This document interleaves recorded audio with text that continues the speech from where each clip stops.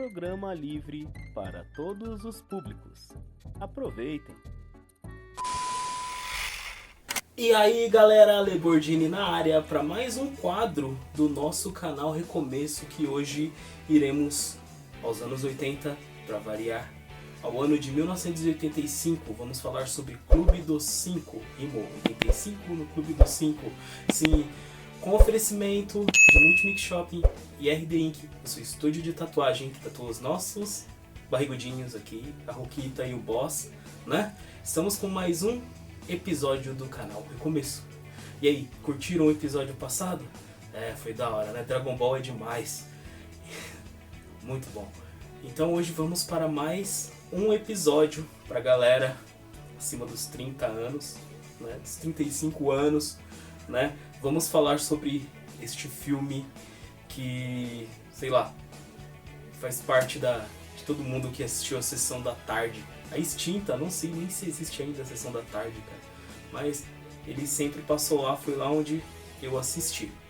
Tá bom? Então, e aí, já entrou nas nossas redes sociais? Caiu aqui do canal do nada? Pum! Então, se inscreva aqui no nosso canal, faz parte aqui da nossa família, entre nas nossas redes sociais, né? E logo depois do episódio lançado, estaremos na outra rede social para você poder nos ouvir. Segue a gente lá também, faça como o mundo que estão seguindo, tá bom? Então hoje vamos falar sobre o Clube dos 5. E para isso, mais uma vez, iremos ao ano de 1985. Beleza? Então, Recall Time, cadê você? Opa, aí sim, então vamos lá. Vamos ao ano de 1985, todo mundo junto comigo, porque... Bora viajar no tempo? Vamos lá. Roda! 3, 2, 1, go!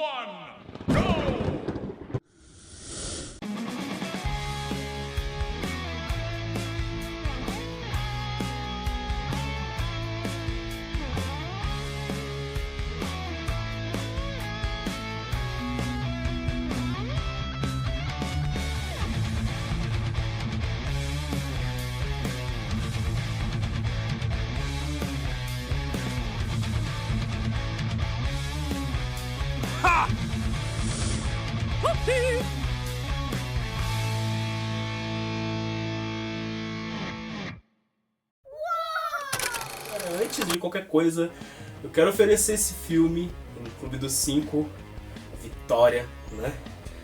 Que é parceira nossa, da nossa produtora Visionários Produções. Entra lá também, lá no nosso, na rede vizinha, tem o nosso podcast lá, no qual eu apresento junto com o Murilo. Então tem bastante coisa legal lá pra vocês, né? Tem muita coisa pra vocês se aventurar, né? Então tá lá o nosso podcast, tá bom? Então, Vitória, pra você me ajudou, né? Você me falava sempre desse filme, falava sempre do filme. Então, aí, este filme é pra você, tá bom? Então, vamos lá. É um filme americano, de 1985, dirigido por John Hughes, estrelando Emílio Esteves, Anthony Michael Hall, Jude Nelson, Molly Ringwald e Halle Shea. Inclui também Paul Gleason e John Kapelos no elenco de apoio. O filme segue o dia na vida de 5 adolescentes que, por terem comportamento mal na escola, ficam detidos um sábado inteiro e tendo que redigir um longo texto com mais de 1000 palavras sobre o que eles pensam sobre si mesmo. Apesar de muito diferentes, eles acabam se conhecendo melhor, dividindo seus dramas pessoais. Foi inteiramente rodado na sequência, com as filmagens tendo início no dia 28 de março de 84 e terminando em maio do mesmo ano.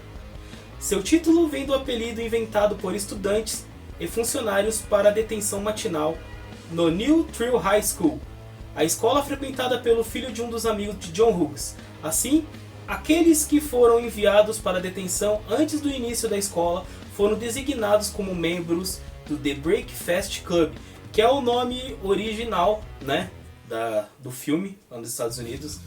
E aqui eles adaptaram para o Clube dos 5. Bom, após estrear em Los Angeles no dia 7 de fevereiro de 85, o filme foi lançado comercialmente nos Estados Unidos pela Universal em 15 de fevereiro do mesmo ano. Arrecadou 51,5 milhões mundialmente, conta um orçamento modesto de apenas $1 milhão, sendo aclamado pela crítica, que o considerou uma das obras mais memoráveis e reconhecíveis de Hughes. O filme se tornou um clássico cult, retratando fielmente a década de 80 e influenciando o surgimento de muitas outras produções do gênero desde então. A mídia posteriormente não referiu aos 5 atores principais do filme como membro de um grupo chamado Brat Pack. Em 2015, o filme foi remasterizado digitalmente para ser exibido em 430 salas de cinema nos Estados Unidos, em comemoração ao seu 30º ano. No ano seguinte, foi selecionado para a preservação do National Film Registry pela Biblioteca do Congresso estadunidense, sendo considerado culturalmente histórico e esteticamente significativo. Esse é mais um dos filmes que foi para essa biblioteca americana, né, dos filmes, outros filmes do canal. Se você escuta ou se você segue a gente já há um tempo, assiste, você vê que a maioria dos filmes que eu falo aqui, que são considerados cult, eles estão todos nesta biblioteca. A animação, desde o Rei Leão, né, que vocês viram lá no episódio lá no começo do ano, que também está nesta biblioteca. Beleza? Então, essa é a história. Agora vamos às curiosidades do filme. Roda aí. O roteiro do filme foi escrito em apenas 2 dias por John Hughes, 4 a 5 de julho de 1982. Foi quando foi escrito. A mãe e a irmã mais nova de Anthony Michael Hall na vida real fizeram os papéis da mãe e a irmã do personagem do ator. A cena em que os personagens sentam em círculo no chão da biblioteca e contam as razões de seu castigo não tinham falas no roteiro e o diretor autorizou os atores a falarem o que quiserem. A biblioteca usada como cenário foi construída pela equipe do filme do ginásio de uma escola desativada na cidade de Rosemont.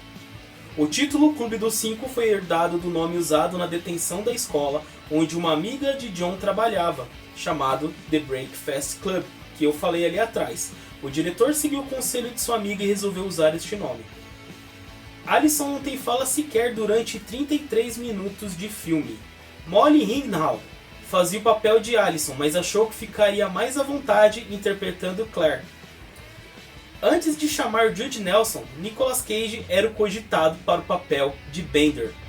Nicolas Cage e Jim Carrey são um dos atores mais requisitados aqui nos filmes. Todos os filmes eles estão em dos acontecimentos, né? Hally Sheed sugeriu a citação de David Bowie no começo do filme a John Hughes. Confira. A essas crianças nas quais você cospe enquanto tentam mudar seus mundos. São imunes às suas consultas. Eles estão bem cientes do que estão passando. Pois é, essa é a citação de David Bowie que fala no começo do filme. O trecho pode ser ouvido na canção Changes do álbum Hunky Dory, lançado em 1971. Judd Nelson quase foi demitido do projeto por ficar zoando Molly Ringwald nos bastidores, mas os outros atores o defenderam, alegando que ele estava apenas tentando não fugir do personagem. Você sabe quais foram os motivos que levaram cada um a cumprir a detenção no sábado? Bender acionou um falso alarme de incêndio. Brian guardou um lança-chamas em seu armário. Andrew colocou uma fita adesiva às metades do bumbum de um cara no vestiário. Não pode falar muito, a gente infantiliza a palavra. Claire matou a aula para fazer compras. E Allison foi a única que não fez nada, mas estava lá cumprindo a detenção, pois não tinha nada melhor para fazer num sábado. Parecendo eu. A placa do carro de Brian Johnson é EMC2. Foi usada para combinar com o estereótipo nerd da época. Já a de Andrew Clark é OHIOST, Ohio State. Era para manter a imagem de atleta. Dos 5 protagonistas, apenas Hall e Ringwald eram adolescentes na época, ambos com 17 anos. Stevens e Sheed tinham 23 e Nelson 26. A mãe e a irmã de Anthony Michael Hall, na vida real, interpretaram elas mesmas no filme. O canivete usado por Judd Nelson realmente pertencia ao ator, arma branca que ele usava para proteção própria. John Hughes rejeitou o traje original que lhe foi oferecido ao personagem Claire. A produção do filme teve que comprar um conjunto inteiro na única loja Ralph Lauren em Chicago na época. A justificativa de John era que o traje original não era sofisticado o suficiente para seu personagem. Outro caso parecido com o figurino de Alison. A produção teve que fazer o figurino à mão, pois a atriz queria usar uma coisa preta na década de 80, que era considerada a década mais colorida de todos os tempos, que você já deve ter visto em alguma foto de seus pais ou de seus avós, né? Como aquilo, parece que o pessoal daquela época era suado. Presta atenção. Mais de 60 mil metros de filme foram usados para rodar o longa. Tudo isso por conta de muitas cenas improvisadas e também das colaborações entre os atores e o diretor.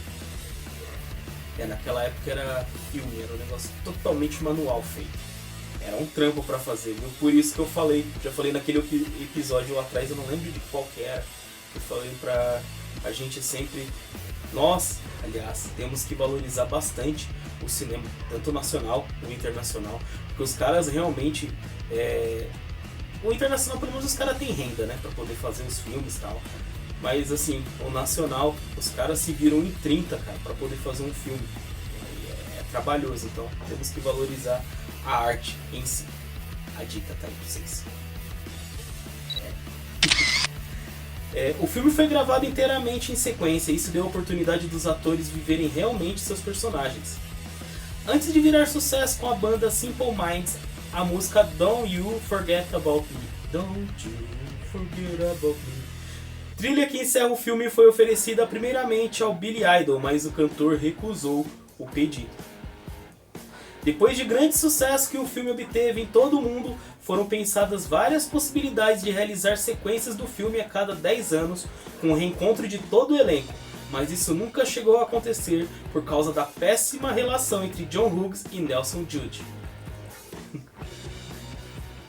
O Clube dos Cinco ganhou algumas versões para o teatro, incluindo uma nacional.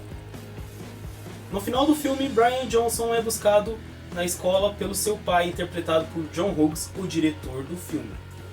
Brian, personagem de Anthony Mike Hall, teria uma dificuldade de aprendizagem no roteiro original.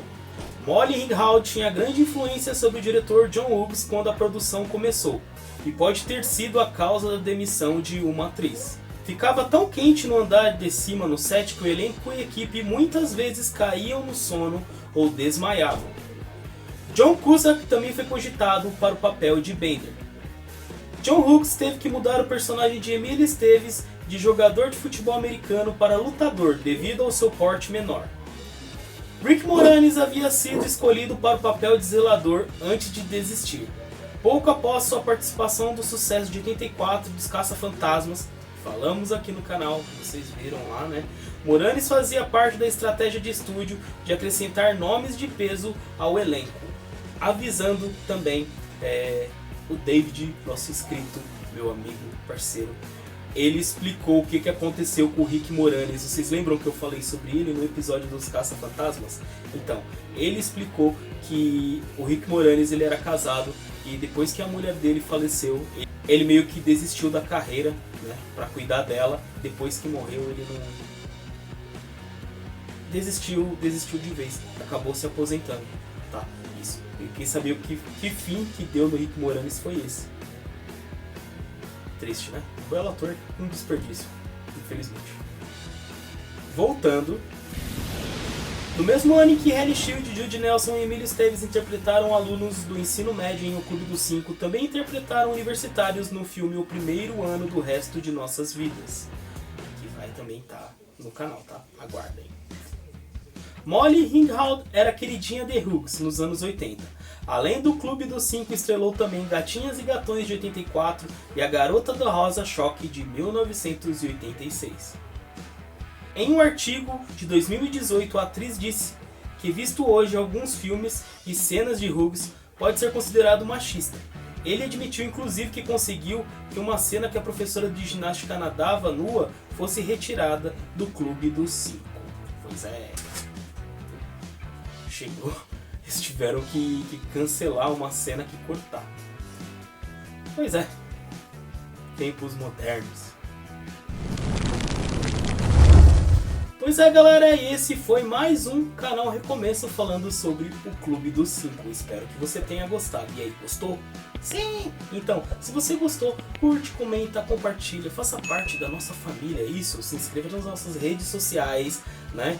Tem bastante coisa legal pra vocês. E na outra rede social que você nos ouve também. Já que não dá pra assistir, você nos ouve. Tá bom? Então, entre na nossa loja também. Tem bastante produto lá, camisetas e muitas novidades por aí. Tudo bem? Então, fiquem bem. Até o próximo episódio. A gente se vê e valeu!